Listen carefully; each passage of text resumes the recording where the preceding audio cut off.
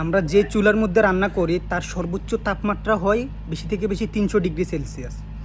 100 degree সেলসিয়াসের মধ্যে আমাদের পানি গরম হয়ে যায়।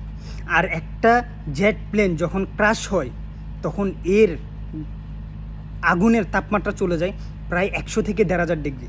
চিন্তা করে মানে একটু চিন্তা করে দেখেন তো কতটুকু তাপমাত্রা যাইতে পারে।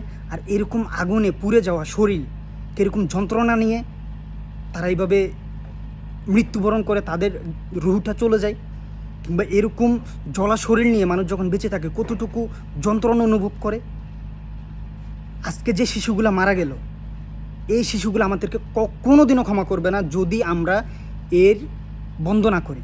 দ্বিতীয়বার যাতে এরকম দুর্ঘটনা যাতে না ঘটে, এরকম আমরা যদি পদক্ষেপ গ্রহণ না করি, তাহলে এই শিশুগুলা, আজকে মরে যাওয়া শিশুগুলো কোনো দিন আমাদেরকে ক্ষমা করবে না। দুর্ঘটনা সম্ভাব্য বিমানগুলো আলাদা করে এবং প্রাইভেট জেট প্লেন হোক অথবা প্রশিক্ষণপ্রাপ্ত যেগুলা দিয়ে প্রশিক্ষণ শেখানো হয়, এই সবগুলা আলাদাভাবে আলাদা করে রাখা হোক এখন এবং আজকেই, এখন থেকেই আমাদেরকে শিক্ষা নিতে হবে। একটা ঘটনা থেকে আমাদেরকে শিক্ষা নিতে হবে, দ্বিতীয়বার যাতে এই ঘটনা বাংলাদেশের মাঠে যাতে আর না ঘটে। অন্যথায় আমরা কোনোদিনও ক্ষমা পাবো না। এরা এই ছোটো ছোটো দুধের বাচ্চাগুলো আমাদেরকে ক্ষমা করবে না।